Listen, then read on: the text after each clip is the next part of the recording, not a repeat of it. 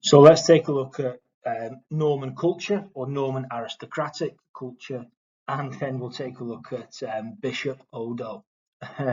Aristocratic culture meaning like what were like the Norman hierarchy like? What did they believe in? What were their attitudes? Well, first of all, you see Normanisation through the culture of England. Massive building works. We've mentioned the idea of churches as statements in stone. Buildings built by the Normans to be boastful, a show of power, a show of strength, a show of glory, a show of how wealthy they are, designed to be intimidating to the Anglo-Saxons. Statements in stone.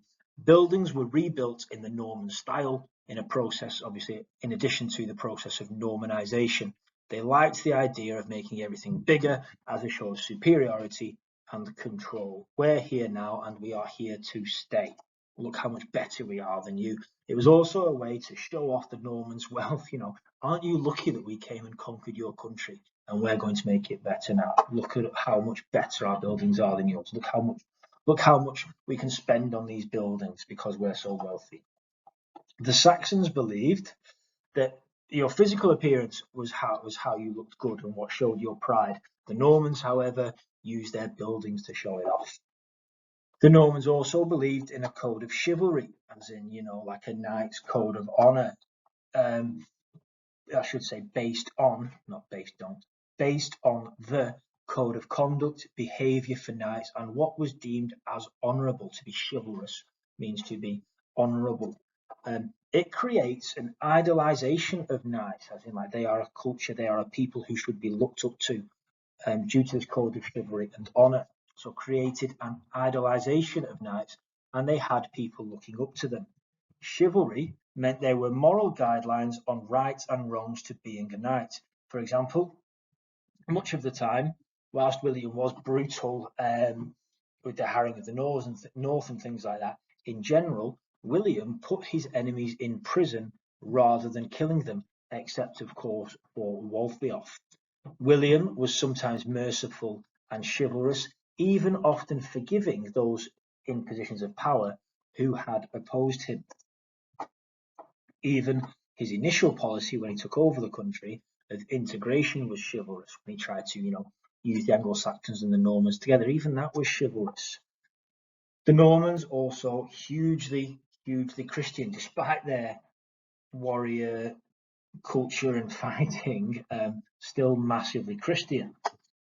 How does this show itself? Well, the idea of penance, giving something back. This is known as atonement. To atone for something means make up for something you have done wrong. So penance means to make up for something you have done wrong. As in, this is the main way to make things right with God. So if you've killed people during a battle, you need to do something in return. So it's like a way of asking for forgiveness and avoiding eternal damnation in hell. For example, those who fought against the Anglo-Saxons at Hastings were told to do a year of penance for each man killed, 40 days of penance for each person you had wounded. And if you don't know how many people you killed or wounded, then you should just build a church so that God knows that you are sorry for what you did. This led to lots of churches being built, or rather, not that you're sorry, but that you have made it up to him. Okay, so kill if you want, injure if you want, and just do as a church at the end of it all, will you? And then God knows that you're sound. Other methods of penance included things like fasting, as in not eating, starving yourself for a while, and pilgrimages, religious journeys to significant places of worship. Attitudes of the Normans towards the English. Well, Normans believed that the English were backwards. The Normans saw themselves as superior to the English. The Norman aristocracy considered themselves to be superior to the English and made doing in English an insult, meaning to go to the toilet.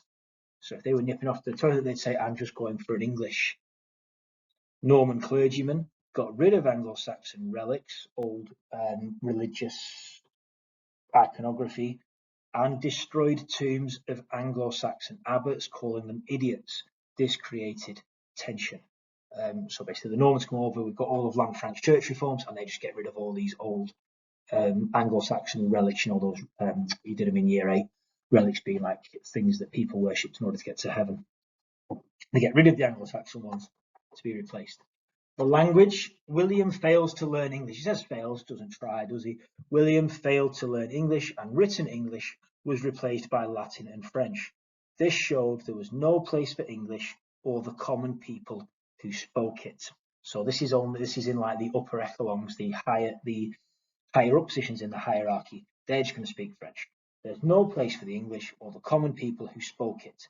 The next generation of aristocrats in England were brought up by English nurses, so the next generation know French and English. Society sort of becomes two tiers.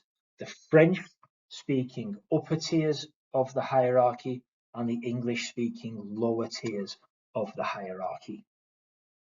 Now, let's take a look at Odo. Odo has a long career alongside William, but his fortunes vary massively. So to begin with, Odo is William's half-brother on his mother's side. Therefore, William made him the Bishop of Bayeux, which is the capital of Normandy. Odo is also the one who commissions the Bayeux tapestry later on. Anyway, Odo, from a very young age, has a terrible reputation for being greedy, but showed loyalty to William when William invaded England. Odo had contributed ships and fought alongside William, and this results in Odo gaining land and power when the conquest proves a success. When William first took over, he needed people he could trust in positions of power because his own power was not yet secure. Therefore, Odo was given Kent. Then, when William goes back to Normandy, initially, Odo is trusted to operate the country as regent or co-regent. This co-regent or regent means to run the country when somebody is away. So, Odo acted as a stand-in king or regent while William went back to Normandy, alongside William Fitz-Osbern, who had also fought alongside William at Hastings and been his right-hand man during the conquest. Anyway, Odo and Fitz-Osbern in 1067 are running the country as co-regents. However, they were oppressive and cruel, and this distressed the folk of England and created a bad reputation for Norman control. So William's only been in power for a year at this point. He leaves the kingdom in the trust of Odo and Fitz-Osbern, and they run it tyrannically, and this angers the people of England and gives the Normans a bad reputation. Odo wanted more power and ambition than other earls. Odo therefore settled land disputes, wrecking William's attempts at integration and a peaceful transition to power. So effectively, Odo's harsh, brutal, corrupt time as regent gets the Normans off to a bad start and makes it very, very difficult for William's policy of integration to work, as it establishes a bad reputation for the Normans in England. Odo's time as regent caused resentment. It led to revolt, such as that of Edwin and Morcar. He'd abused his power, and it meant that when William returned to England, he was met with hostility by the Anglo-Saxons. They are angered by the Norman reign already. Odo then gets himself in trouble in 1076. The Domesday Book showed several complaints against Odo for illegal land grabs. However, Lanfranc took the church's complaints to William, and in 1076, Odo has to give it back. Now, this is very important because what you see here is there's a struggle going on between Lanfranc and Odo, where Lanfranc says Odo has been doing this and he needs to give the land back. Odo says he doesn't need to give the land back, and William sides with Lanfranc. So what you're seeing here now is a shift in who William leans on, who William feels he can trust. This is partly influenced, or massively influenced, by Lanfranc's success in dealing with the revolt of the Norman Earls just 1 year earlier.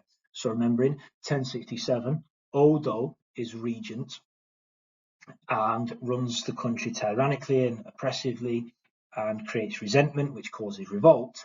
Then, when Lanfranc is regent, and there is a revolt against him. Lanfranc deals with it tactfully and effectively.